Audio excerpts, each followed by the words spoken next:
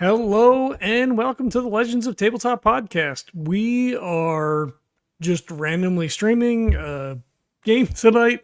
Jesse had an idea for COREthulhu and needed to get it out of his head before he lost it, which I guess he just wrote it down, but I don't know. We're here. Well, yeah, but the inspiration needs to be there to fully tap into the idea. Yep, I get it. We tried to rope in a couple other players, but last minute we couldn't get anybody, so just me. Yeah, I think we literally did this on like 18 hours notice, so I don't blame anybody. Yeah. So around the holidays, super easy to like just rope people into stuff. Oh yeah, totally. On a random Friday night. Yeah. All right, well, I'm going to kick it to you because I have no idea what's happening. So. All right, yeah. So yeah, we're gonna be, like I said, we're gonna be playing a little COREthulhu one shot because I got an idea in my brain, and this is gonna be, as I posed it, it's gonna be a quick and dirty. Unlike what we normally do, where we can stretch a 3-hour game out into 4 sessions. But especially with only one of you here, that's going to make it a little bit easier, right? But yeah, anyway, we're so this adventure takes place in the southeast of Brazil, where our character well, actually, why don't you take that? What is our character doing in Brazil at the moment? I just got to say, though, it's the like Minas Gerais area. And every time I see it, I think Minas Tirith. Yeah, whatever the Lord of the Rings thing is. Yep. Anyway, all right. So my name is Thomas Swift. I'm a professor at a nondescript college in some state of the union. He's down here on his summer break. He's likes to get out and see the world, do some hiking, engage with the people, take in the food and the architecture and all that kind of stuff. So he's just kind of out here for like 2 weeks, just sort of tooling around. All right. So yeah, you've been kind of hanging around, seeing the sights, buying little trinkets and knickknacks here and there. History teacher, so you're probably interested in some of the more ancient building sites and things like that you've been touring around, doing all the what you think isn't touristy stuff, but Yeah. probably actually is, right? But yeah, so you've been hanging out in this area, traveling around for a handful of days, and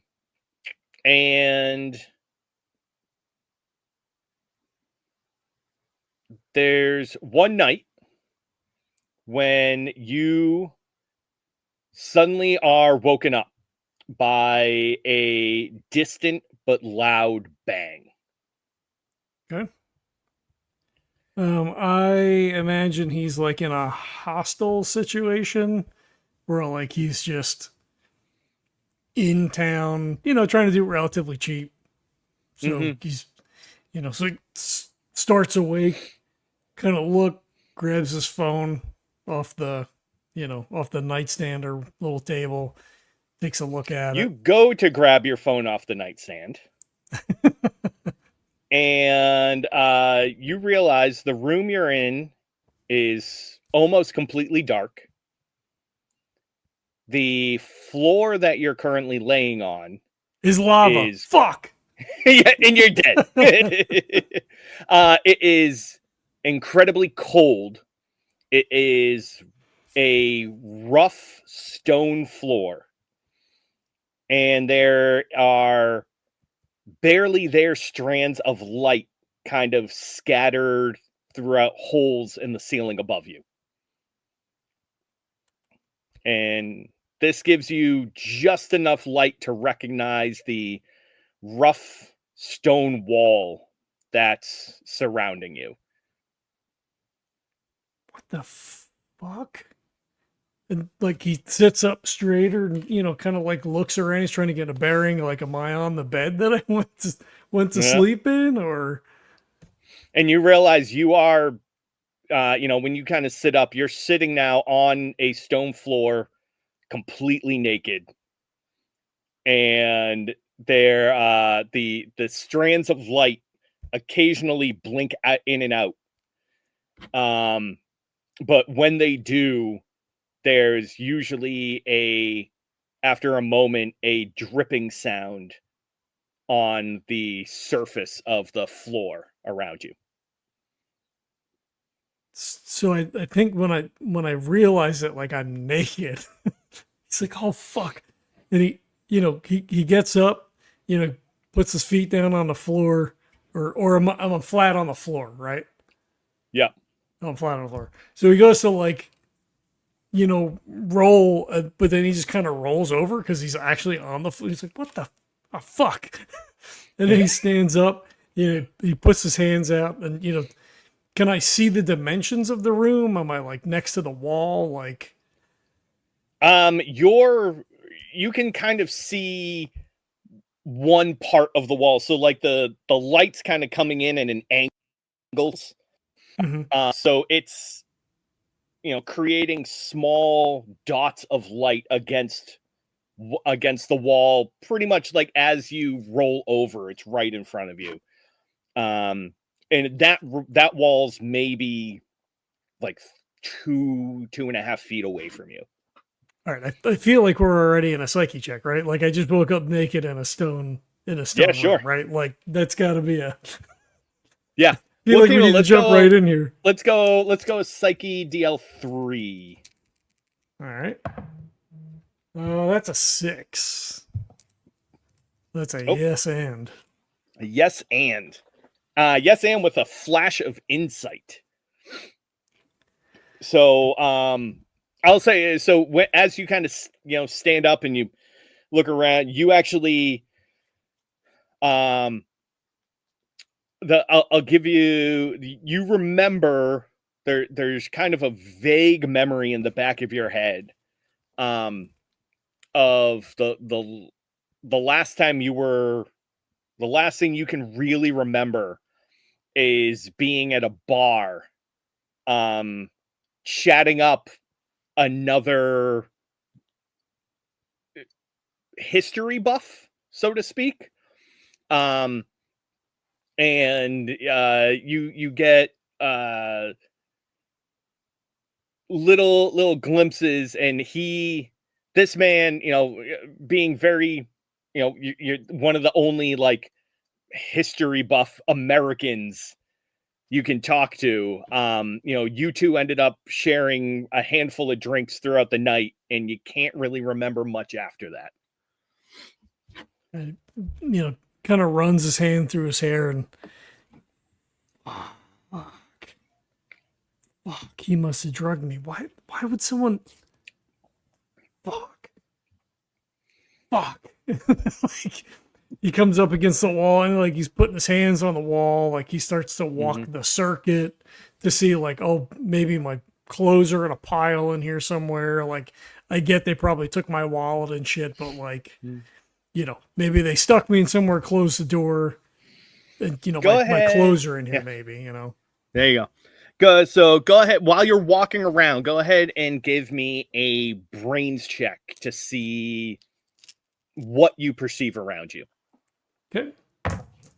That is so 1, 3, and a 6 is going to be a 7. Ooh, beautiful. All right. So I'll give you a few things. First, while you're walking around, the first thing that you come across is you step down and there's kind of like a cracking sound. It hurts, but it doesn't hurt you necessarily. But there's a clay jar that had been broken as you kind of like kicked it over. Okay. Did I get the sense that I broke it, or it had been already broken and I stepped on the shards? It was broken and you stepped on a shard of it. Okay. Or like a chunk of it. I bend down and I pick that up. All right, yeah. Because I'm naked and like drugged and right, yeah. It smells very it's kind of wet on the inside, right? So, you know, there's the outside that was nice and dry. The inside has a little viscosity to it. Like a mud or like a wet clay on the inside. I bring it up to my face and I smell it. All right. See if it's, does it smell like food? Does it smell like mud? Does it, it smells alcohol? like, no, it smells like mud. But okay. like, that clay on like after when it's, well, no, you're in Arizona, you might have this. You know how like after a drought, you know how you can get into some of like the clay at the bed of a lake or a pond or something, and it has that almost acidic, like over like rotting smell to it almost. Okay. Yeah, like dead material kind of stuff. Yeah. Exactly. Yeah. Where it's like it's the mud, but it also has like dead plant matter and everything mixed all into it. Mm-hmm. Okay. Yeah, I mean, I keep it in my hand and I keep moving around to see, like that's weird, right? And I kind of like feel myself. Do I feel like I'm covered in anything? Like, do I feel like I have mud or something smeared on me? You definitely feel not all over you, but there's parts of you, like the back of your arms and everything like that, that have a wetness to them. Probably from laying on the floor. Probably, yeah. Okay. All right. Yeah, and he'll continue to just kind of make a circuit. I'm hesitant to yell out because I'm not sure exactly. Like, I've been drugged and robbed. Right. Yeah. Is it more than that yet? I'm not really sure. So like, I don't want to alert someone if they're waiting for me to wake up. Right. Yeah. That makes sense. Yeah. So yeah, the next thing you'll come across is as you're kind of feeling against the wall, you feel, so there's like the large chunks of stone that this wall is made out of. And it feels like in places there's actually like carvings in the wall. You don't really necessarily have enough light right now to see exactly what it is, but you can definitely tell that there's purposeful carvings in the stone. Okay, so not like a niche or like a shelf, but like a script or Correct. Or like some type of like picture or something in there. Yes. Got right. Got it. Yep. And the last thing is as you're so the room isn't super big, right? Maybe 8 or 9 feet wide in total. And as making a way, like you almost accidentally bump into it. But there's this small, maybe 2.5 foot wide stone table in the middle of the room. Okay. I feel on top of it, see if like my clothes are on it. Mm-hmm. Pair of shoes or something, So yeah, you feel on top of it, and you actually find it feels like damp leather. And it is your notebook that's sitting right on the middle of the table. But it's clearly been moistened. It's wet. Yeah, from does it feel saturated or damp because it's been in here with me and it's just damp in here? No, it feels saturated. Like fuck. It's been made wet. So he feels around, feels, oh, it's fucking weird. Oh shit, oh shit. I wonder if that's, oh,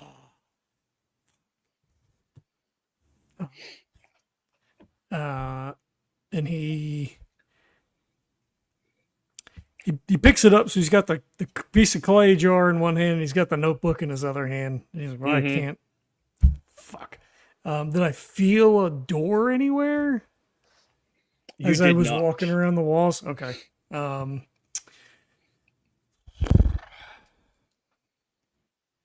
then I think he like, so then he, And we'll say too, the table is probably about 3 feet high, and then it like, looks like the roof, the ceiling is probably 8 feet or so. okay. Do I get the sense of any light coming in from a crack or a seam in the ceiling? As if maybe I Go was ahead and give me dropped in another here? brains.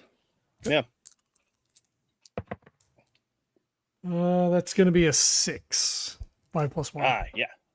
Yeah. So not only you kind of like look up at the ceiling and trying to figure out if there's a way out. And again, there's the holes that are occasionally dotting in and out. And you do actually see a thin crack that looks like it might be some type of like door in the ceiling. Where And is it? one thing, I'll give you one other thing too, is that when the dots go in and out, they go black at first, but as they go to clear up, there's a brief moment where the light is almost like tinted red. Okay. Are they making I have a different. Are they making a particular pattern? Are they lighting anything specifically up on the wall that seems, or it's just No, like not really. ambient light that's sort of passing Exactly. through? Yeah. Okay. Where is the theoretical door in relation to this stone? Probably altar. Like I'm like, fuck, this is the worst. This is the worst fucking thing. Like he's a history professor. Like they like kill people on stone altars. Like this is like the Aztecs used to like fucking skin people and like take their hearts out and shit. Like this isn't there, but like like stone altars not good, probably, right? Right. Yep. Yeah, it's a little off side, it's kind of off onto the side, but you think that there's a good chance that, standing on the altar, you probably would be able to like push it open and pull yourself up.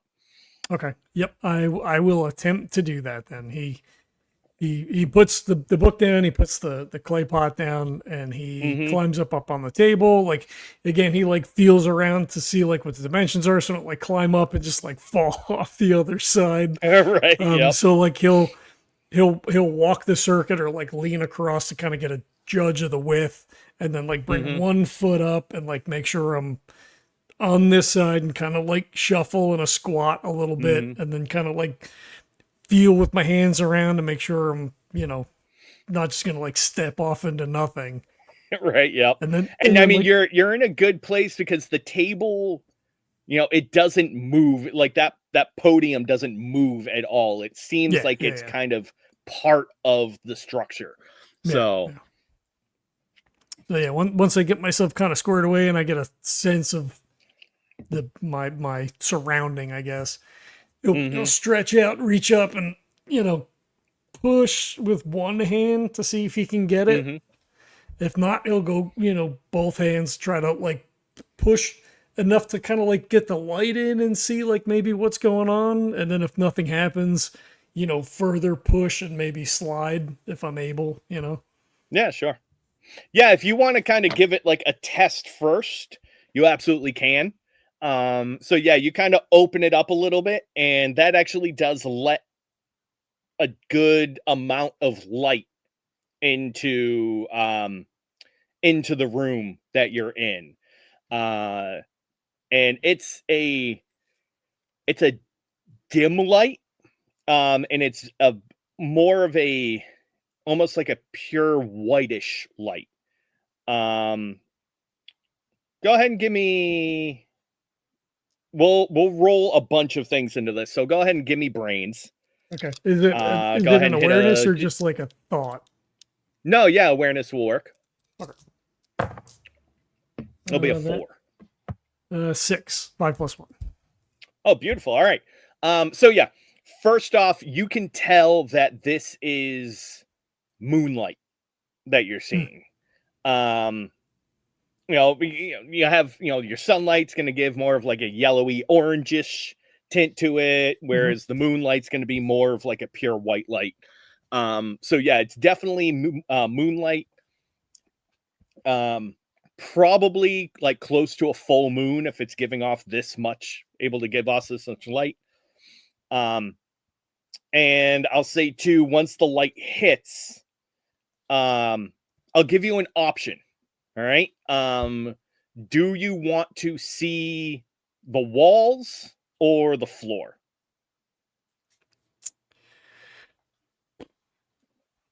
I'm going to say the walls, or at least the wall in this direction that the light is shining, because Right. I know there's something on the wall. That's a good point. Yeah.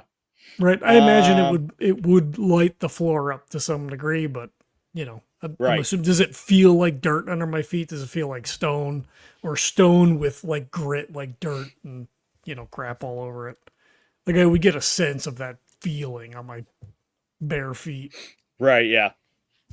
No, it's definitely just pure stone. There's no dirt involved in any of this.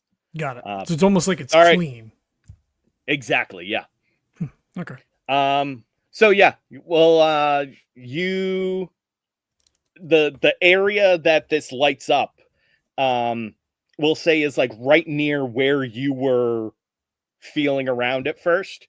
And you can kind of read, or at least see, carved into the wall. And now you can actually notice that it's almost like it has been filled in with white to be more easily visible.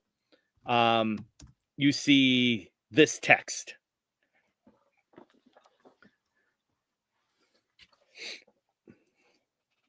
And if it looks like a bunch of gibberish, it looks like a bunch of gibberish. Yeah. Yeah, he has no, it looks like maybe it's some kind of a chant, maybe some sort of an ancient script. Like, it's certainly not Portuguese. Right, exactly. Yep. It's not Spanish, right? Like it's Yep. not it's not a script that I'm familiar with. Right? It's not Spanish. It's not Absolutely English. not. Right. Yeah. Are there any pictograms or forms or figures or anything that go along with it, or is it just this text on the wall? It's just this text on the wall. Yeah. So that I'd again start to think like, okay, maybe this was some sort of a ritual chamber. Maybe they just drug me and dumped me in this hole. Like when I push up, does it feel like a reed mat? Does it feel like a wooden like floor door? Does it feel like it is a wooden floor? Wooden floor. Okay. Yeah. Which then I'm like, well, this is weird because like if there's this much moonlight, like I can't be in the city because the light would be so much more diffuse from, all the build. Not only are the buildings going to be in the way, but then you're going to have the light from like street lights and like cars, like all that kind of stuff is a different quality of light. And this seems like, do I hear anything? Do I hear the sounds of dogs barking? Like it's late, so people could be sleeping, right? Like it could be 2:00 in the morning. Yeah. Do I hear any cars? Do I hear anything that would indicate to me that like I'm in a city or in the city I was in? Right. Go ahead and give me a brains check. Again, like awareness. Yeah. Ooh, that's a 7, baby. Nice. He's on high alert. Right. I don't blame you. So the sounds you hear are of crickets, of frogs, of the occasional call of a bird. Very much the sounds of nature, of deep forest. So then I think back, like, just did the guy look like a regular dude?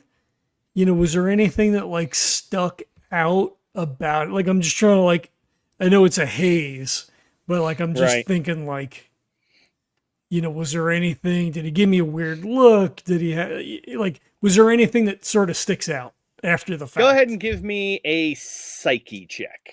Okay. Oh, I got 2 6s. Holy crap! You're This rocking guy's this. amazing. Right? He's keeping his He's shit Indiana together. This is not the first time I've been drugged and kidnapped. No, so he definitely stuck out in this bar you were at, right? He was very well dressed. He was in a, not necessarily in a, he was in a suit, right? But he wasn't like, he had like, gray suit pants with the brown shoes. He had the gray suit, like matching suit jacket that was tossed over the back of his chair. Salt and pepper hair that was very well maintained.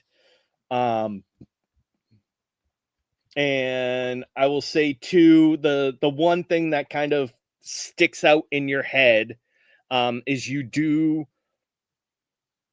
like, you're thinking back on the guy that you were talking to and everything, and then it snaps in Malleus. He introduced himself to you as Malleus.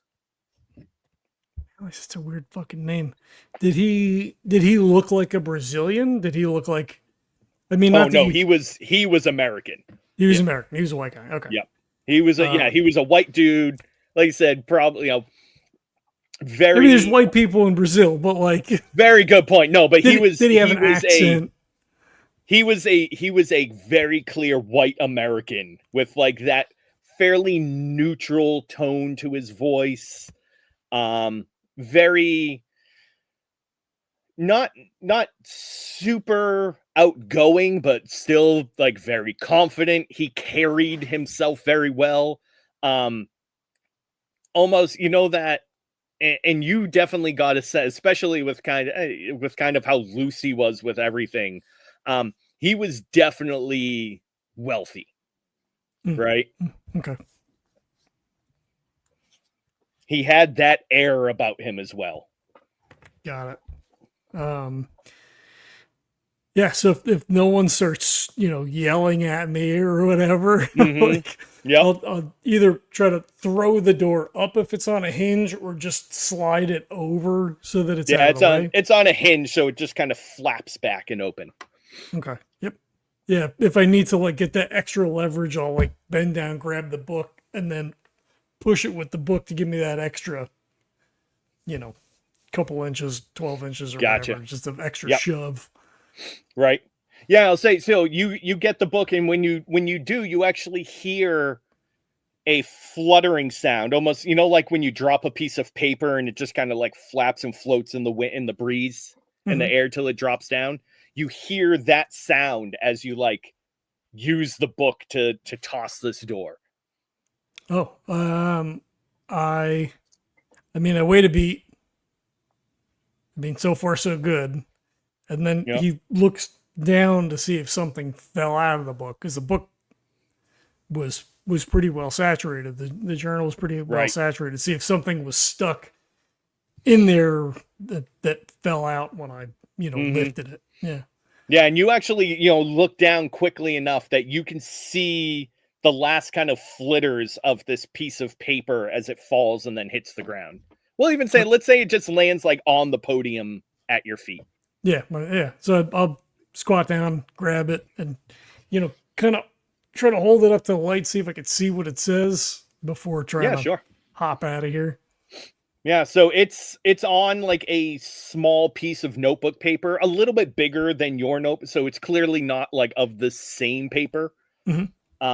And I'll again kind of paste this in here, even though the vast majority of it's going to be nonsense. However, you do pick up a few different things. So it's a few different paragraphs. Mhm. At the end of the first paragraph, and now this is all handwritten as well.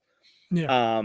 On the bottom of the first paragraph, it actually says in parentheses, see Appendix 9, right? Yeah. IX, Yep. right? The part of the only English that you can see. And then towards the very end, a little more hastily written, because the first part, even though you can't understand it, it's very meticulously written. The bottom says in big capital letters, warning. And then following that, it says the origins must not be allowed to see the completed vessels, lest the sympathetic bond break. And then the rest of the page is just soaked through to the point where the ink from the pen has pretty much just soaked into you can see now that you're kind of holding this up. The rest of the page is just soaked in blood. Yeah. I'll like turn my like hands and arms over and kind of like look down to see if I'm like cut, bleeding, scratched, something you would call this amount of blood. Right. Yeah. In fact, you kind of like look around, and then like as you feel the back of your arms and everything, your hands come away covered in blood. Fuck. And then I'll go back and feel a little bit more gently to see like, does it feel like scratches because I was dragged? Right. So my obviously just sort of like, you know, not dead on the ground, but like, Right. just loose being dragged, right? Like, because you'd get, especially if I was naked, then I feel my ass and see if my ass is all scratched up. Yeah, you feel around and you are completely intact. You feel nothing hurts, nothing scraped, no cuts, no bangs, no nothing. You feel perfectly fine. But my hands come away bloody. Correct. I, try to like refocus, get a better look at the floor with the little bit of light that there is. Is the floor covered in blood? You kind of, as you look around, you see now now that there's a little bit more light in this room. Every time one of those holes in the ceiling blocks out, it's followed by a drip that you can now clearly see as blood drips through the hole and down into the room that you were in. So there's small puddles of blood all throughout the floor of this room. Fuck. And you see too, there is it's been messed up from you walking around, but there is a faint drawing on the ground in what looks like white chalk, that now has been kind of both covered by the blood and by you walking around the room. But at one point there was some type of drawing on the floor as well. So I just made a psyche check. I get my highest is a 3. Oh yeah, that's gonna be because somebody looks like they may be dead upstairs right now. Yeah, we're gonna bump this up. So I had you go against a 3 before, right? So we'll say this is a 4 now. Yeah, so that's a miss. Yep. So that's a miss by 1. So that's no but. So you roll on the shock table. Oh god, I have to get dice out?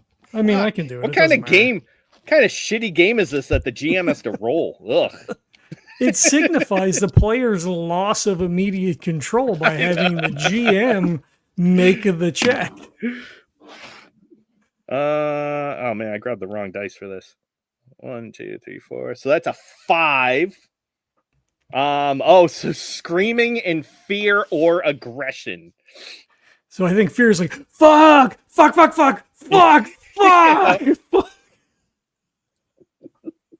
And then he's like trying to wipe his hands off, but like he's not wearing a shirt, so Yep. he's just smearing blood all over Wiping it his on your own chest. skin. Yep. Just smearing yourself in even more blood now. And then he's like, shit. Yeah. And he's like shaking his hands, like, all right. I gotta get out of here. I gotta get out of here. I gotta get away from here because I I mean, I don't remember, but I'm pretty sure I didn't fucking kill anybody. Fuck. And he'll throw the shard up. Nah, he wouldn't. I don't. Well, does it seem like the floor to a structure? Do I get a sense? Yeah, of now that you can, once you pop it open, you can kind of see up, and you see a room up there. You can see a ceiling, like a roof and everything. So, okay, so the light's coming through the window. All right, so he throws the fucking blood all over. He'll try to like, if it seems like the blood, right? So it's a rectangle, right? So if the blood seems to be coming like from more on this side, he'll try to throw the journal the other way. Okay, yep. As opposed to throwing it in the blood and then you like figure as long as you throw it like away from the room, right? Like you can see where all the holes are and everything. So as long as you throw it away from that. Yeah, so he'll throw the book out and then he looks back down at the floor. Do I get any sense like, is it a pentagram? Is it like what am I looking at? Or I mean, obviously it's been muddled up with me, like, walking through it or right, whatever. yeah. But like, do I get a sense of it definitely doesn't look like, it's not like your classic like pentagram with the circle around it. Like there's, from what you can see, there's no like large broad lines, right? It's a lot of intricate drawings from like the small sections that you can make out at least. Okay, so like, wheels within wheels, essentially, right? Exactly. Almost like a sand drawing kind of thing or whatever, where there's right. Yep. Okay. Yep. So yeah, I'll hop up, or if I can grab enough of it, I'll just grab and try to like, pull myself up. Yeah, sure. Yeah. Go ahead and give me a check. See if you can pull yourself up. We will make this a 4 since it's a little bit of an angle. You're covered in blood. Yeah. There's some things working against you, but it's definitely doable.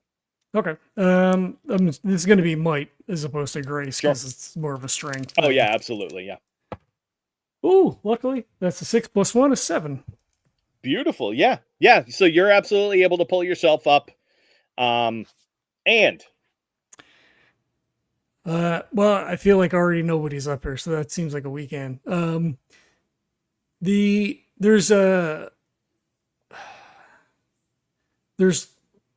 weapon up here, right? There's a machete, there's a knife, my clothes are up here. Yeah, sure. Yeah, so as you kind of pull yourself up, you appear to be in some type of small lodge. Like a cabin, right? Like a cabin or a hunting lodge, something that size, right? Not super big, but roomy enough. And so, as the way that you threw your journal, your notebook, right? It landed in almost like a living room-esque area, right? There's some chairs, a couch with a table, like a little, like, like a coffee table. And on the coffee table, nicely folded, are your clothes. With the shoes just sitting right on top. Right, exactly, yep. He's like, fuck. Okay. Right. Fuck. He just starts putting his clothes on. He's thinking like, should I clean up first? Right? Like, is there like a kitchen in here? Like, no, fuck it. I need to have clothes on. I need to put my shoes on. He goes, grabs the book, puts the book on the table so he can, so he can grab that.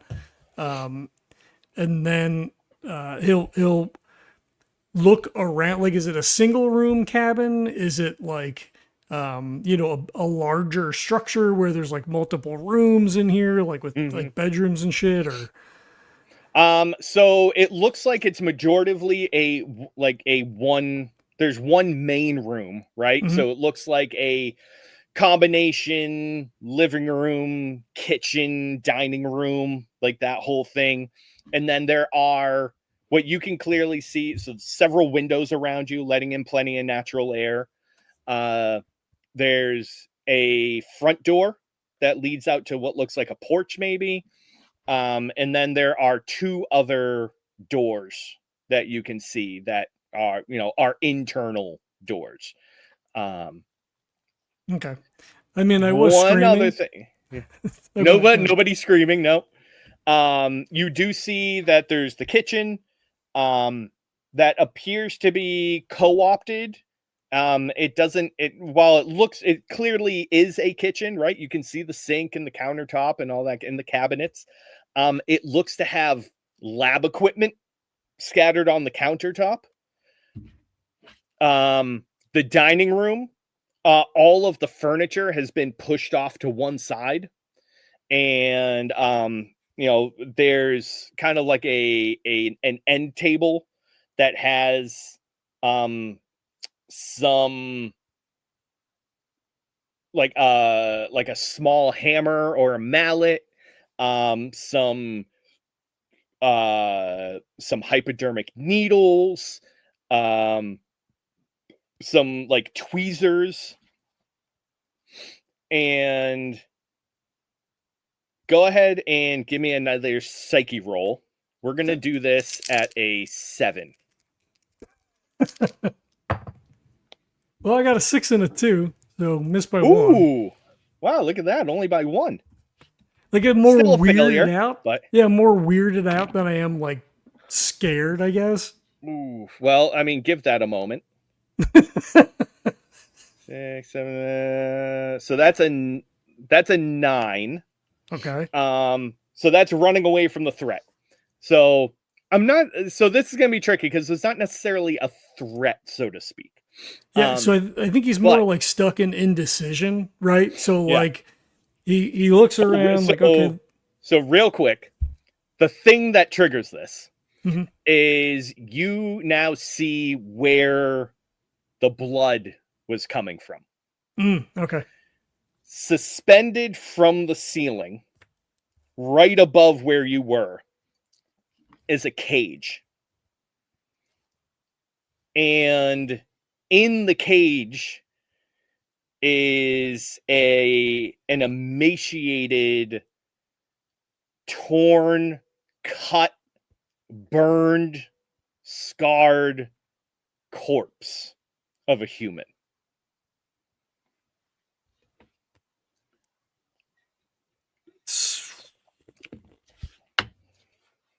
So I think he like I think he so I don't know, I think running that makes sense then. So he turned like he puts his clothes on. And he's like looking around, making sure like nobody's gonna jump him and stuff. And he's like, "Oh, this fucking shit's all moved around." And he kind of like looks over and sees the stuff arrayed in the kitchen. That's weird. Like, what the hell? And then he like looks up and over as his gaze is tracking back. He's like, "Oh fuck!" And he just like bolts for one of the rooms. And All right, nice. one of the closed doors or open doors of the room. He's Yep. like, no, fucking way. Like, and he doesn't think Well- about it. Like, oh, I should run out the front door because like Right. that would make sense. But I think he just bolts in the other direction. Nice. Go ahead and roll me a d6. We'll do high low. Okay. 2. Cool. All right. So yeah, basically you have your option of 3 doors. The front door is a no-go because like you'd have to Go past it. almost through the cage, right? Yeah, Through this corpse. So you choose one of the other doors and you choose the one that's like in your peripheral vision, right? So you just bolt for the very first door that you can get to. And it's kind of half open. The other one's code, which also probably more easily helped you in your decision because the other door is closed. This one is at least half open. And you like just shoulder the door, burst it through, and you come to what looks like an office almost.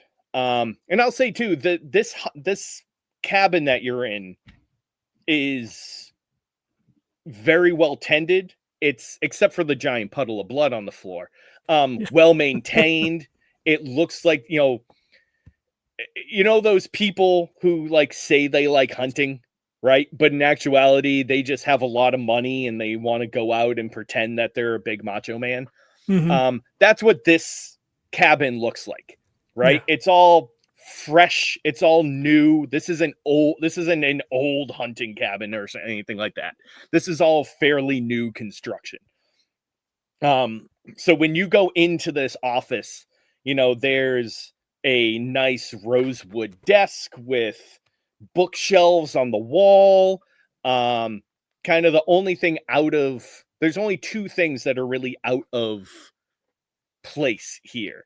The first is that against one of the walls is a cot. There, and you recall, there's when you were in the first room, you didn't really see a bedroom or anything like that. So there's a cot over on one wall, and then behind the desk is Malleus. He is slumped in his chair, blood dripping from both sides of his head, as one has a nice clean though blackened hole and the other side is just completely burst out. And laying on the desk is a pistol.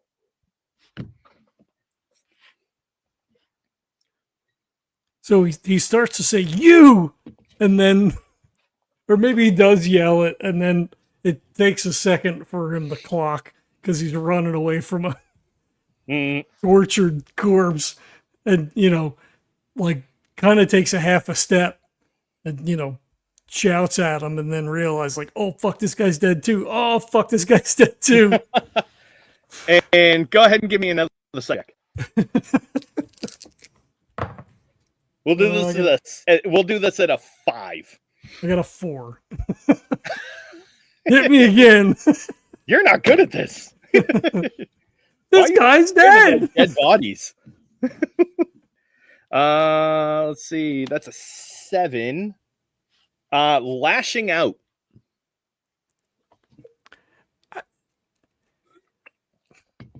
I think he just starts like yelling at him, like, "Poor, why would you even, like, you're good, you're dead, stupid asshole.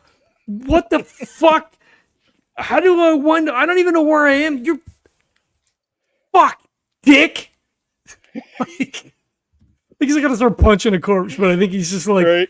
He kind of like takes a couple of more steps. He realizes he's dead, and it's just like kind of pointing a finger at the corpse, like, "You motherfucker."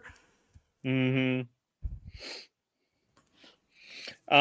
Yeah, and I'll say, so like as you kind of get up and you're yelling at him, you can also see, though there's like a little bit of, little spattering of blood on it. It's still in good shape.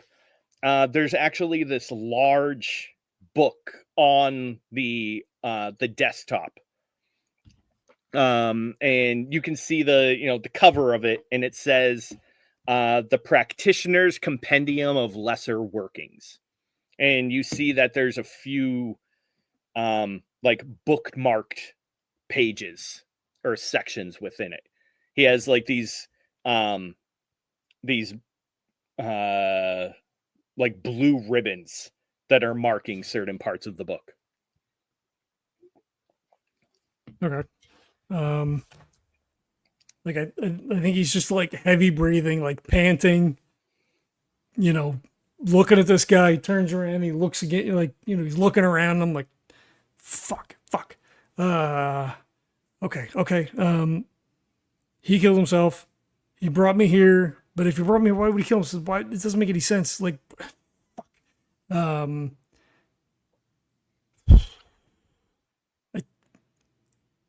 he reaches for the gun and his hand kind of hovers for a minute, and then he pulls it back, almost like he burned himself. He's like, don't touch a gun, don't touch. That proves he killed himself. Don't touch a gun. Then you're only gonna, because you're gonna have to find somebody, because like you can't get the fuck out of here because you don't know where you are. Shit. All right.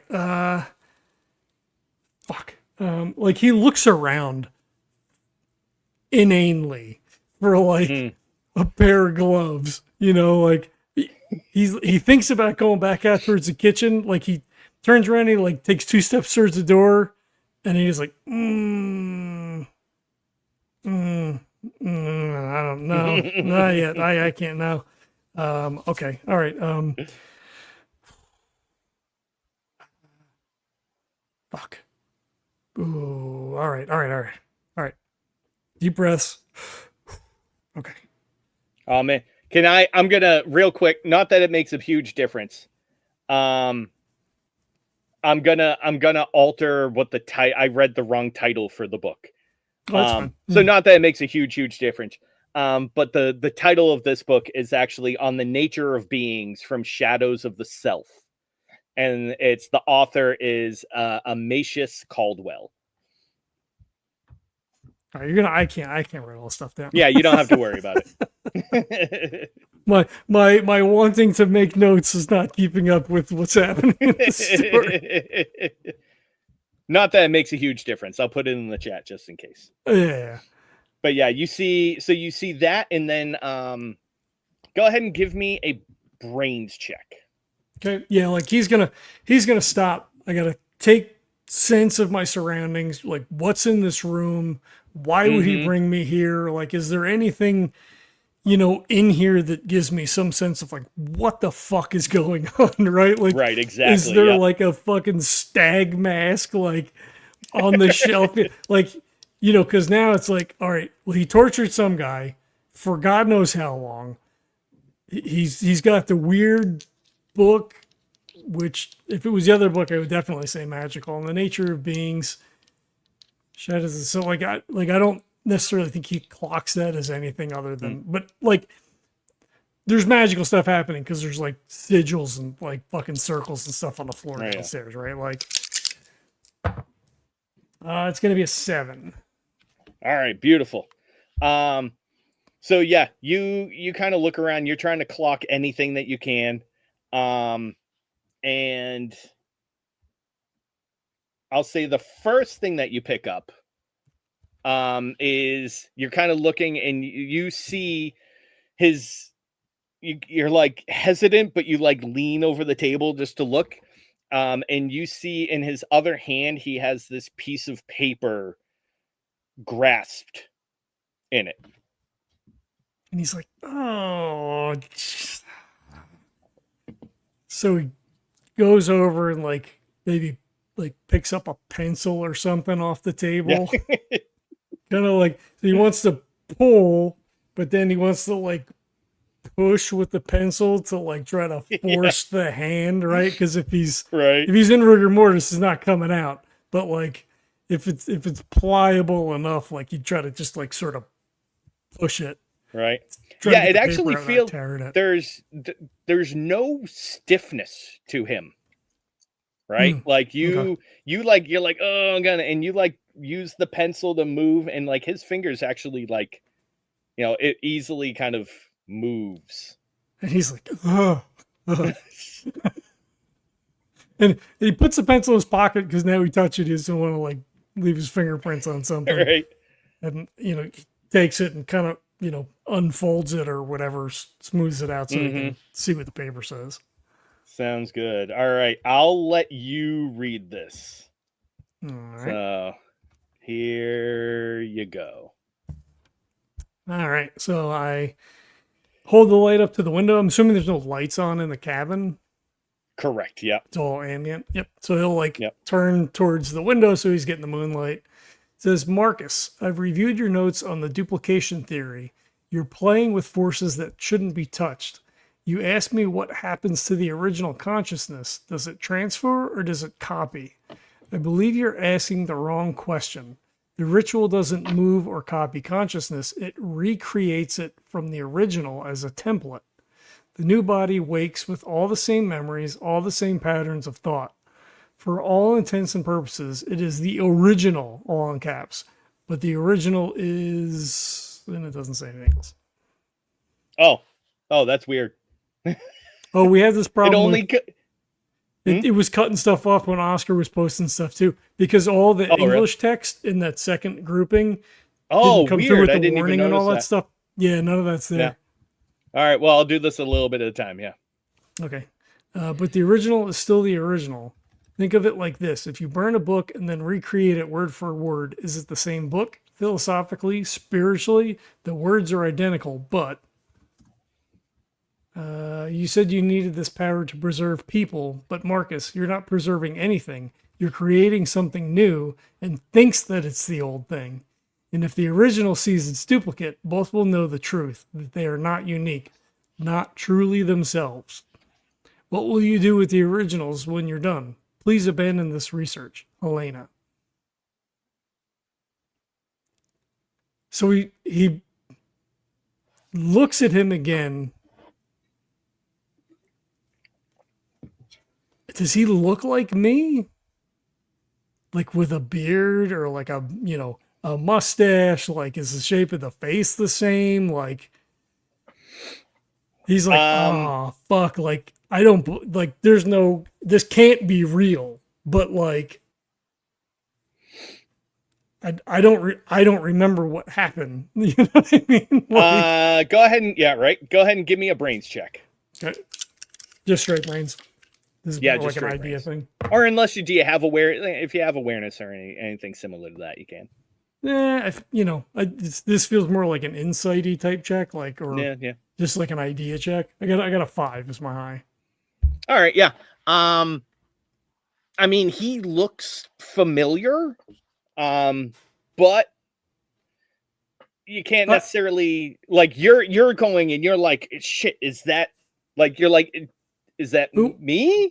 Right? So it would be a 6 if it's awareness because I'm looking at him. I thought you wanted like an idea check. Okay, yeah, no, 6 yes. total. Okay, cool. Yeah, so you're like looking at him and you're like, the thought goes through your head because he looks familiar and he's like, is that me? And then quickly, no. I like you met him in the bar, like you remember hanging out with him for several hours. Like, no, it's not like no, your brain's just playing, like your mind's playing tricks on you right now. Like, no, that is him. I am me. Right. And then he just tries to think like, what's my sister's name? What's my itinerary? Where, what hostel was I staying? Like, he's trying to like remember stuff now because like this can't be real, but also like this guy believes something. Right. Like, it's freaking me out, right? Because all the shit that's going on, like, it's one of those things like, well, obviously this isn't real, but also like I'm in a fucking cabin with 2 dead people. So somebody believes something like fuck, Yeah.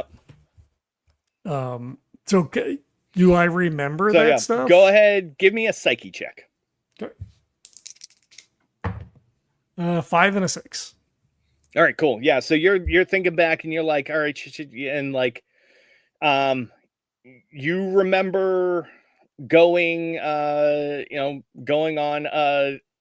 a bus trip to the river basin. You remember seeing, to go see the river dolphins, and you remember going to the temple and like you remember, or yes, like I have my sister Rebecca. I remember, like, what's super fuzzy is, the hour or hours or however long it's been since that bar. Okay. And then he gets a worse thought and thinks, fuck, is that me in the cave? Like, if who's in the cage, right? Like, Mm. oh, um, but before going out and sort of tackling that, um, Mm. I do want to like look around the room, like on the desk, like is there a picture of him and who I might assume to be Helena? Um, what other books are on the bookcases? Um, Mm-hmm. just get a sense of like what this it like. Do I see is my wallet in here? Is my backpack? Well, I guess I wouldn't have my backpack out drinking at the bar, but Mm. um, it's like my wallet, and like he's just like fuck. I need to get as much information as I can so I can tell the authorities that like fucked up shit is going on. Right. Yeah. Um, and just to Yeah. get a We'll say sense your of wallet. When you oh, it would have put been with the your pants. yeah, so you're like, and then you've realized like, oh, your wallet is actually like in your back pocket. I pull it out. Is my money and Yeah. ID and all that stuff in there? Everything is still there. What the fuck? Mm. Uh, any pictures of him with anybody or no? Um, the the the room that you're in, this office, is surprisingly impersonal. There's no pictures. There doesn't seem to be any personal effects. It's very well, impeccably designed, um, and furnished. Very, very. What's the word I'm looking Sterile. for? Sterile. Yeah. Except for all the blood. But Yeah. Okay. He looks yeah, you do longingly at see the. you see the book on the desk. There's also um while there's a couple of bookshelves on the wall, right? There's not a lot of books making up those shelves. Hmm, Maybe 10 or a dozen at most. okay. What are the titles? Don't make up a bunch of titles necessarily, but like, what do I get the sense of what the titles are? Are they scientific books? Are they occultish philosophy sounding books? Are they? Yeah, there kind of seems to be a good mix of all of that. So, Hmm, there's books on oh god, what's the word for like, is it philology? On like drawing blood and things like that, and that kind of um the techniques and things like that uh for medical examination, as well as things on, you know, the power of spiritual healing and ley lines, and then books on occults, on cults and mysticism and things like that. It's a weird combination of all these aspects. okay. Um, I yeah, I take there does seem to be one book in particular that is heavily bookmarked and seems to be more well used than the rest. is that the other book that you thought you were giving me before? No, it was not. Oh, okay. What's this one? This is the on the cover. It's this dark leather bound book. And the spine of it just says Vermis Codex. Okay. And there Um, seems to be a few different bookmarks. Same thing, like these are like red ribbons placed throughout the book. all right. I don't want to. I don't necessarily want to. So Mhm. I take my shirt off Hmm. and I stick my hand inside my shirt and I use it to open up the book that's on the table Okay. and I want to flip to the first ribbon. All right, cool. Like Yeah. if I could do So I'll so give without you like touching him and whatever, like I right, go on the exactly. other Yeah. side of the table and kind of like reach Right. over and Yep. Yeah. So I'll give you the bookmarked passage from this book. Again, this is on the nature of beings. okay. So I'll give it to you a paragraph at a time. Okay.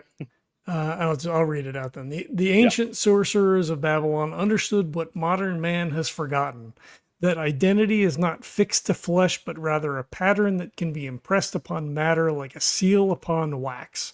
The rituals they developed, lost now except in fragments, allowed the creation of perfect human copies. These duplicates were not mere simulacrum or homunculi.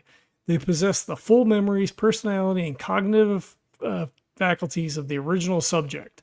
Indeed, in the moment of awakening, they could not be distinguished from the genuine article even by their own perception. I need a copy paste. The ancient texts describe a test. If the duplicate is shown a mirror alongside the original, both will experience immediate psychological fracture. The duplicate will know it is not real, and the original will understand it is not unique. This knowledge has driven men mad. The greatest ethical question these sorcerers faced was this: what right did they have to create a conscious being that would wake believing itself to be someone else? The duplicate has not lived the original's life, yet remembers doing so. It has not earned its identity, yet possesses it wholly. Like again, like he just kind of like runs his hand through his hair and kind of whistles through his teeth. He's like, with some trepidation, he flips to the second bookmark. All in the back of his mind, thinking like, I got to get the fuck out of here, but like also right, like. Yep. That was the only bookmark in the book on the desk. In this book. Okay. Yeah.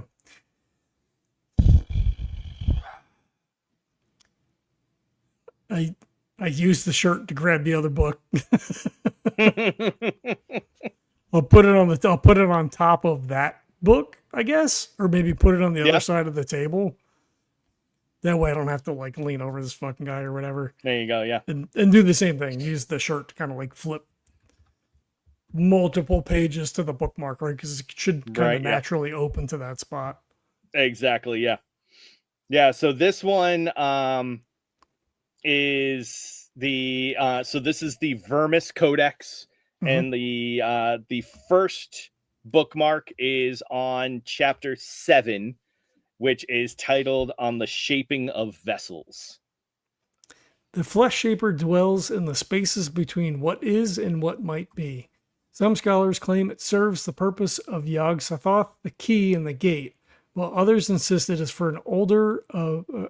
is far older, a remnant of creation itself, the force that first gave form to the formless.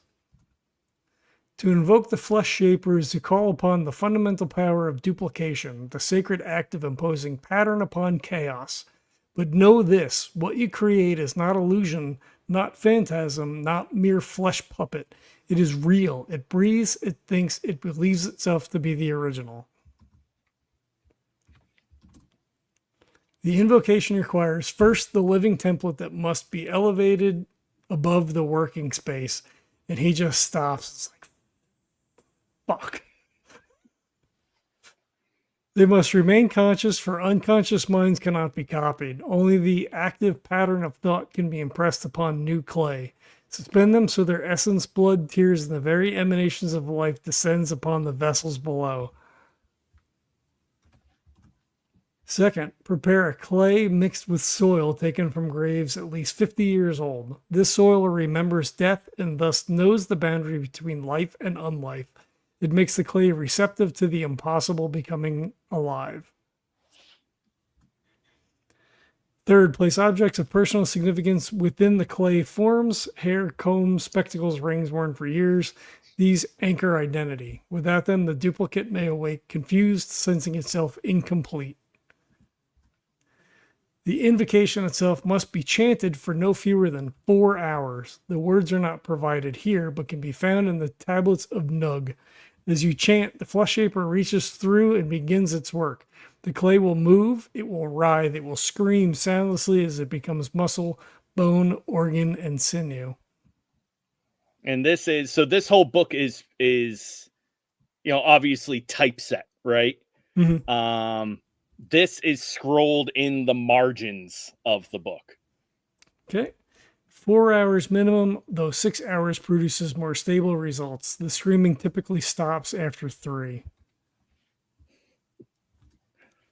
The originals will weaken as their pattern is copied downward. Most do not survive. Those who do should not be permitted to see what they have become, or rather, what has been made in their image. The shock of meeting oneself destroys the mind. And this is a final note in the margins, though in a different handwriting than the original. Question: do the duplicates have souls? Are they philosophical zombies who merely believe they experience consciousness? Does it matter even if they cannot tell the difference? Yeah, it's a psyche check. Go ahead. I got a 1 and a 5. Holy shit.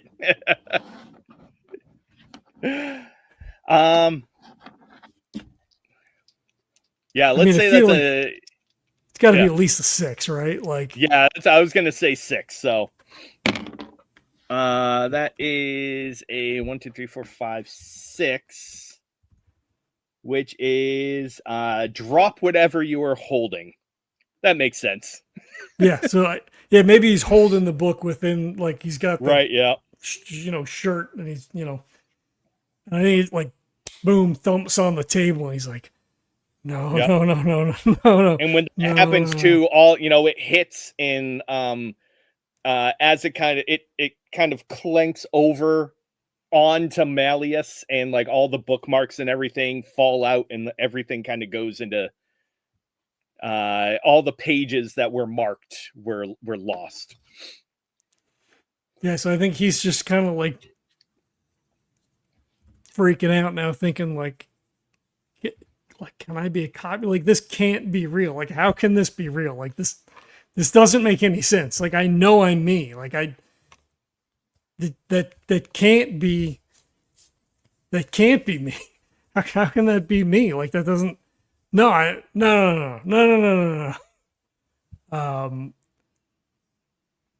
think he takes a couple of steps back away from the table. Like, just is like, like hyperventilating a little bit. They're like looking at him, looking at the book,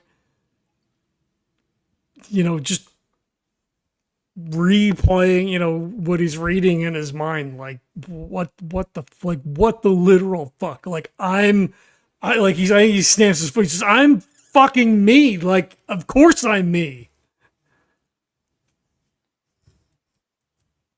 And he's like just standing in the room, like almost like waiting for a response, right? Like staring at the corpse, like, you fuck. And I think he backs out of the room, and then realizes he doesn't have the shirt on. He goes back and he grabs the shirt real fast. And he's putting off looking at the corpse for as long as possible. So he goes to the closed door. Like, he looks like askance, and then goes to the other door. Okay. So yeah, when you open that door, it appears to be a storage room. So there's a freezer, like, one of those like big chest freezers. Yeah. So there's a chest freezer. There's some cabinets with canned goods. There's a gun rack that has some, like, a rifle, both like a like a what would it be, like a 22 caliber, right? Rifle, maybe Or it depends on what you're hunting for. Like I would say more like a 30-06, like if it's a hunting yeah, rifle. yeah, exactly. Yeah, so you're looking. So there's like a head caliber for like bigger game, like deer and things, and then there's also like a smaller like varmint rifle, Yeah, right? be more like a 22. Yeah. Yeah, yeah. Um, As well as like small traps and things like that, right? got it. With some hesitation, I moved to the freezer again, using the shirt's just kind of like hanging limply in my hands, Mm. and I just reach out and use that to pop the freezer. Like he almost like. Mm-hmm. Right. Yeah, so when you pop it open and you kind of like you look inside, um there's deer in there. There's a half a deer, but there's it's just Okay. deer meat. Okay. Um, I open the cabinets. I mean, I don't think you would. Yeah, I don't think you'd be hungry in this situation. I'm wondering like if I would be hungry, but like I think you're Mm-hmm. so focused on all the shit that's happening and like am I fucking real right now? Like there's fucking two dead people in here. Like yeah, I don't think that's a consideration. Right. Um, so he closes the freezer. He Mm-hmm. turns and he kind of just looks at the open door and kind of like out into the other room. He deep breath, walks back out, looks at the cage. Mm-hmm. And as you kind of start to as you look out, you can actually see now there are a few, that same notebook size paper that you found before. There are a few pages of paper on the ground, slightly soaked with blood, but they seem kind of scattered about in this smaller area, but almost as if they were kind of like knocked off a table onto the ground. I will go and grab them again. This is gonna prolong me having to actually look at the corpse. All right. All right. So yeah, you pick them up, and each one of them, it looks like a journal entry, essentially. And there's a few different pieces of paper. So the first one is this. March 9th. The translation is nearly complete. The Rite of Hollow Births. What a terrible name, yet how apt. I believe we have everything we need. The subjects, the catalyst, the space beneath. There is no turning back now. All right. Then the second page. March 15th. The subject arrived last night. The documents say their consciousness will provide the seed, that the copies will believe themselves to be the originals. God help us, but what are we copying? The soul, the mind, or merely the meat and memory? And then the final page. March 17th tonight. And I'm thinking, like, how long have I been? Like, did I get here on the 15th? Like, oh no, this is March because I'm here in the summer. So that wouldn't make sense. So, like, Oh, that's true. All right. Pretend this says July instead then. okay, yeah, that's fine. Yeah. So then he's like, fuck, what night did I get in here? And he's like, oh no, damn it. March 17th tonight. The ritual begins at midnight. The lower chamber has been prepared. The seeds must be suspended soon. What happens to the originals? I suppose they will fulfill their purpose.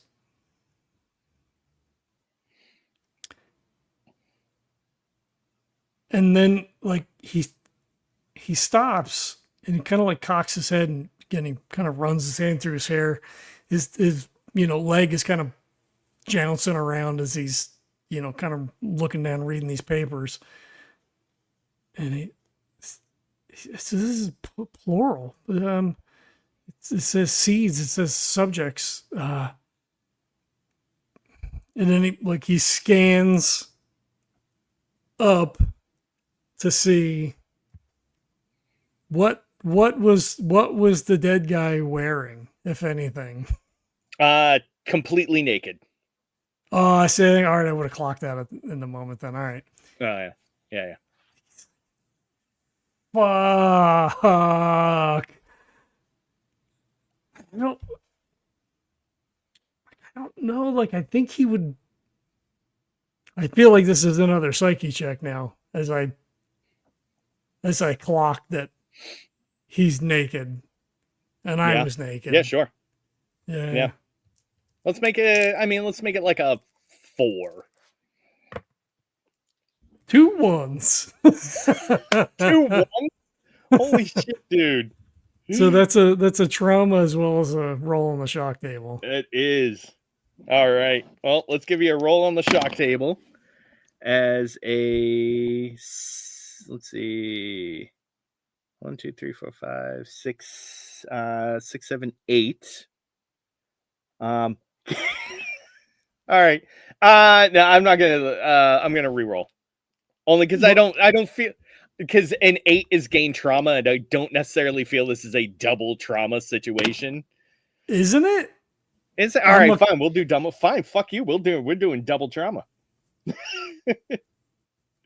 Right? Like things sort of click into place. Like this can't be real, yep. And yet the two of us are here naked. Like, and he looks up at the cage, or there's 2 people in the cage. Yeah. No, there's 1 person in the cage.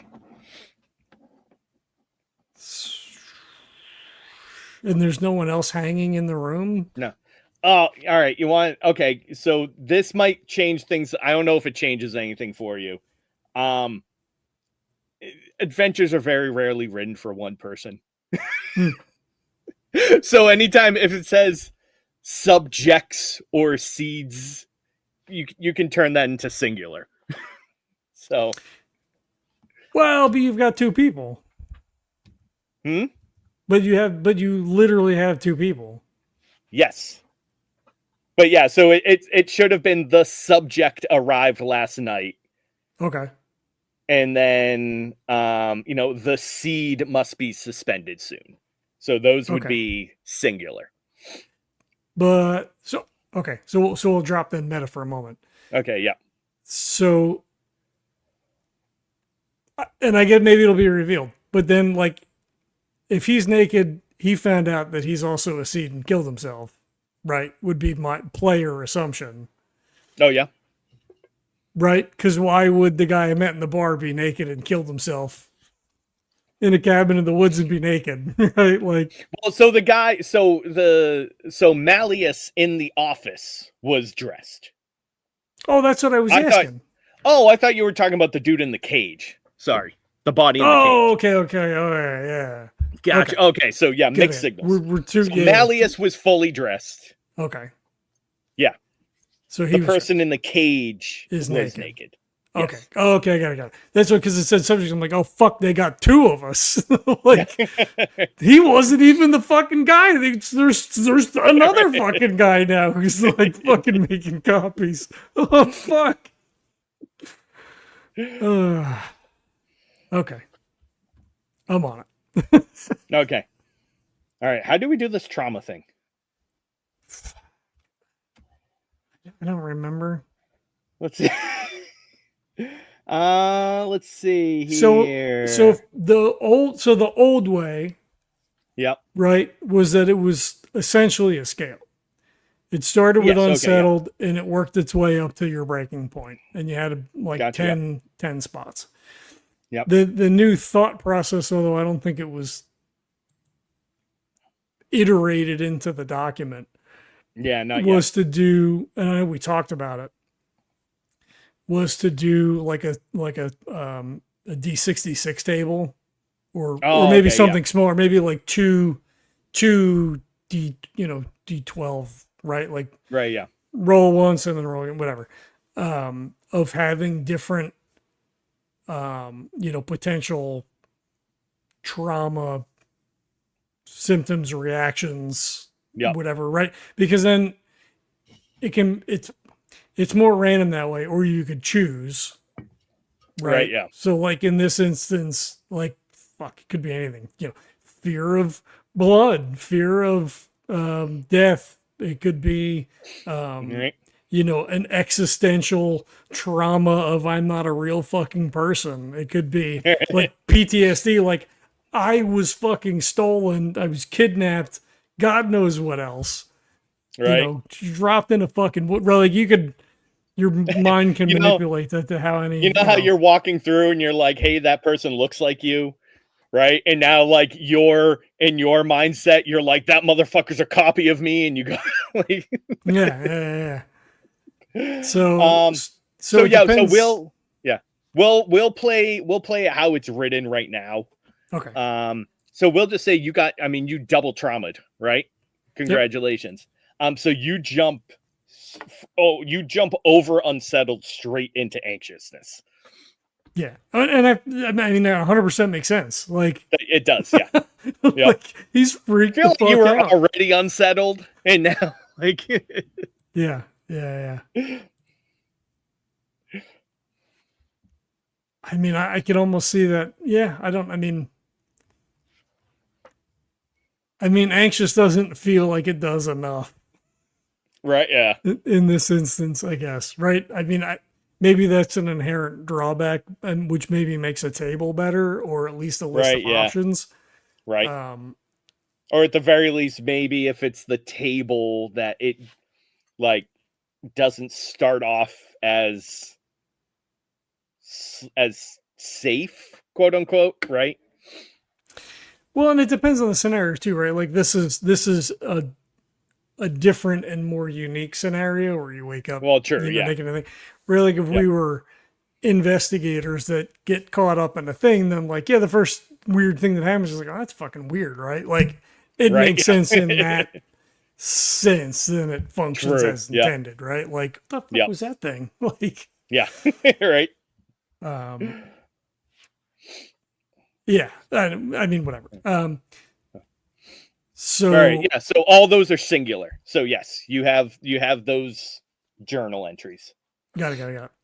I think he like his hand like just drops and the pages flutter to the floor and he looks up and takes a good look at the cage. He doesn't want to, like it's killing him to look into the cage, but it's like one of those things where like I have to know now, does this person look like me? Because I know I have to be me because I remember who I am. Go ahead and give me a brains. This is a looking thing, so it's gonna be awareness or whatever you got. It's gonna be a 7. 7, perfect. So this is going to be a yes and. So you kind of incredibly hesitantly, right, walk up to the cage. Did you I'm assuming you like put your shoes on and everything like that as well, right? I got fully dressed. Yeah. So you're like walking through, your feet are tacky from now walking on to the drying blood on the floor. So as you walk, you just see that sound. And you get right up to the cage and you kind of start to like look, and the person inside is like kind of slumped down on their side, like weighted down into this cage. And it's not a big area either, right? Like it's just big enough to fit them in. Right. Smaller than a gibbet. Right, yeah. And so like as you're kind of looking in, you're trying to get a good angle on the face, and suddenly one of the eyes pops open. You just hear he just fucking screams. Like he just screams, and I'm gonna make a psyche check. Go ahead and give me psyche. Yeah, this is gonna be against an 8. I got a 3 as my highest. Well, so that's a trauma. And then 11.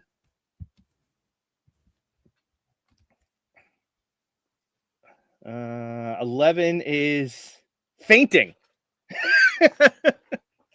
Okay, and then I have a phobia on top of it now. You do, yeah. The scale. Yeah. Yeah, he just like he's screaming until he just like fucking just like passes out, just fucking Mm-hmm. drops, Yep. which And is probably like because it's not like crumble, it's no, like right. boom. So I'm gonna say that's a health. I don't know. Do you want to do a 1d6 to Yeah, see what sure. takes it? Yeah, let's see. Oh, that's 1. Is that brain? That's brains. Yeah. So you kind of like stumble back, smack your head on like there's like the kitchen island kind of thing, Mm-hmm. right? But it's like a rolling cart almost. Right. Right. And you smack your head on that and pass out. Okay. Yep. You wake up An sometime. indeterminate amount of time. It doesn't feel too long. You know how you can tell if you've like, I don't know if you've ever knocked yourself out before, right? But Mm-mm. you can tell. No, oh, lucky. No concussions for me. I don't think I've had a concussion. But yeah, like it doesn't feel like a long time, right? It's still Moments, dark. The quality of the light's maybe the a same. minute or two at the most, right? Okay. And so yeah, the one thing is you have disturbed everything that was on this kitchen. Like you hit it, it rolled, glass shattered from like vials and everything falling and breaking, and kind of laying like on your like leaning on your leg is a laptop that had been like jostled off of the countertop. I think his immediate reaction, feeling something on him, Mm-hmm. is just to like fucking scoot Right. away, right? Like Yep. up And you're against wiping the off all the cabinet. glass and everything on you and everything too. And Yeah, yep. yeah. So yeah, he scoots back till like he hits the fucking cabinet, and it's like, fuck. And just panic, looking around, like, fuck, who's in? What is that guy still moving? Like, what was touching me? Mm-hmm.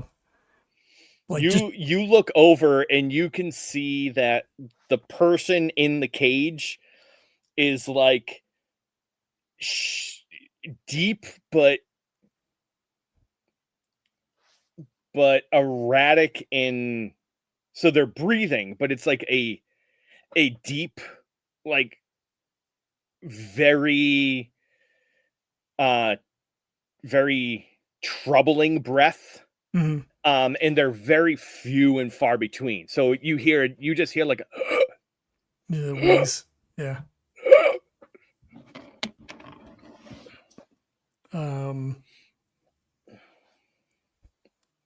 I mean, I kind of I kind of feel like he just like fucking maybe grabs the laptop and runs.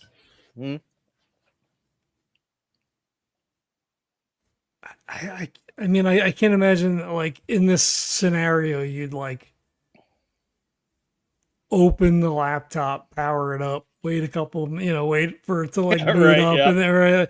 But he might think like, fuck, like this is evidence maybe, and just like grab that and just bolt outside, try to like see if I get some sense of where I might be.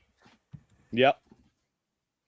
Yeah, so like when you go outside, um like I said, there was a porch out on the front door, few sets of stairs going down, and it is an absolute beautiful view out. Full moon, clear sky, and you get this amazing mountain view over the rainforest. Okay. You are in the middle of nowhere. Like I think he does like the slow turn, like okay, mountains, forest, great, and then like look to the left, fuck more mountains, look to the right, fuck more forest. um, and then I think he looks for a car, truck, jeep. Is there a vehicle outside? Like we had to have gotten here somehow. Yeah, you look over and there's a Land Rover parked. And there was no phone in the cabin or anything. I'm assuming like he didn't clock a phone or anything. No. He reaches into his pockets to see like, fuck, do I have my phone? Like, I have my Yeah, wallet you have your still. phone. Yep. Uh, he pulls it out, swipes it up, and Hmm. checks to see if he's got a signal. No signal. Fuck. You're on top of a mountain in the middle of the rainforest. Yeah, yeah. I mean, figures, right? Figures. Yep. Um, he's like, all right, all right. Gotta get out of here. Gotta get out of here. Um, keys. He, tries to open up the door, see if the keys are in it. Like we're in the middle of nowhere. You might leave your keys in your car. Right. Um. Yeah, you kind of do the classic. You look around, you like pull the sun visor down, and like the keys fall onto the seat. All right, all right, all right. Good. He gets in, cranks it over, checks to see how much Hmm. gas there is. Because again, I have no fucking idea where I'm at. Right. But like, if Yep. there's a road, I'll follow a road. Because like, All right. if it goes one way down from here, right? Like Hmm. maybe that'll get me somewhere. And then he's like, Yep. ah, shit. Um, he goes back inside, looks for a, a bag, maybe take the pillowcase off the bed, and goes Sure. back into the pantry, like grabs some cans, some if there's granola bars, he looks for a can opener or whatever. Like I don't, is there water? Like he's like, I need fucking gear. I gotta get the Yep. fuck out of Yeah. here. There's like um there's like a bubbler and like a jugs of water and everything stored up. Looks like this guy was planning on staying here for weeks, if not a month. Hmm. Okay. Yeah. He grabs stuff. He threw the laptop in the passenger seat. Hmm. Gets some stuff right because like fuck if this thing breaks down. I don't think he clocked how much gas there was when he like first turned it on. There's just so Hmm. many things happening. Right. Yep. Looks like it Um, has probably about a half tank gas.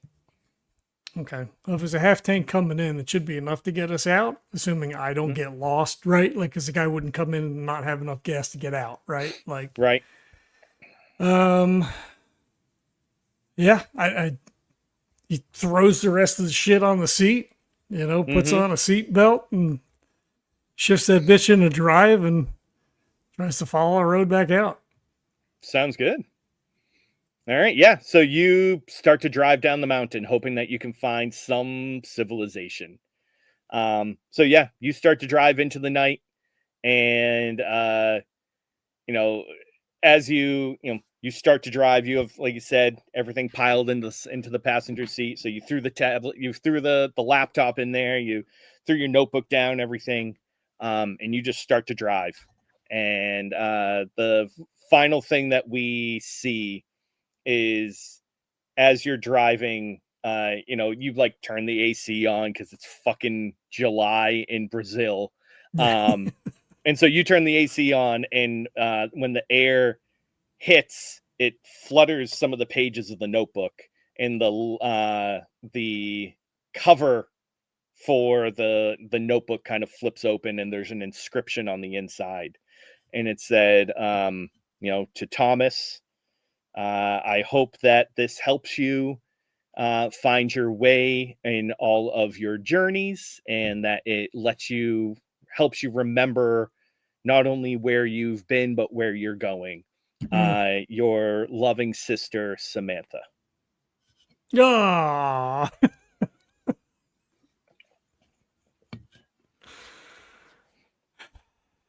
Okay. I don't see that, so. Right. Ah, shit.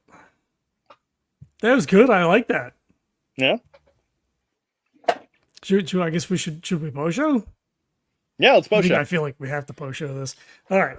Yeah. So thanks for watching. That was an interesting, fun little thing that we did. We're gonna post show it. So if you wanted to catch that post show, you can follow. Join the Patreon. It's patreon.com/legends of tabletop. I don't know. There's links in the show notes. I don't know what anything is. But we have a Patreon up. So if you want to throw a couple of bucks our way, you'll get the post shows and the outtakes and all that other stuff. We have our t-shirts for sale. So if you want to pick up a t-shirt, COREthulhu obviously is a core product. There's a link for all of the core related things. Now I get the name.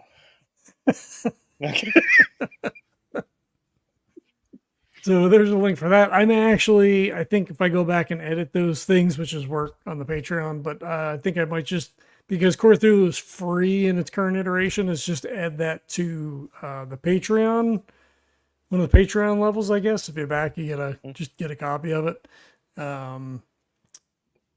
Yeah, I think that's probably something I should do, but whatever. Jesse, what do you got to plug, share, or mention? Listen to Legends of Tabletop. That's it. Right. That's all I do. Fair, sure. No movies, no books you're reading. No.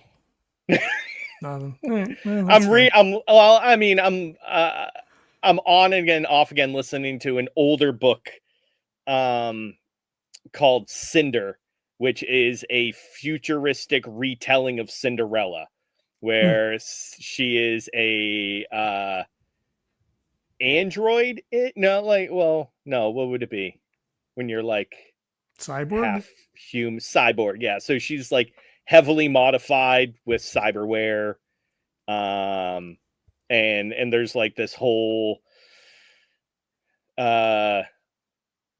like weird virus going around, and there's Martian people, and it's a really cool book. But that's why you stop listening to it.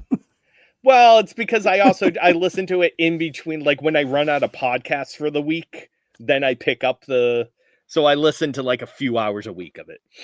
So all right, that's fair. All right, cool. Well, thanks everybody for checking it out. Oh, ratings and reviews on iTunes or whatever your podcatcher of choice is do basically helpful, but hey, it can't hurt, right? So bumps stuff up in the algorithm. Yeah. So if you want follow Legends of Tabletop on Blue Sky so that we can complain about capitalism and police. Mm-hmm.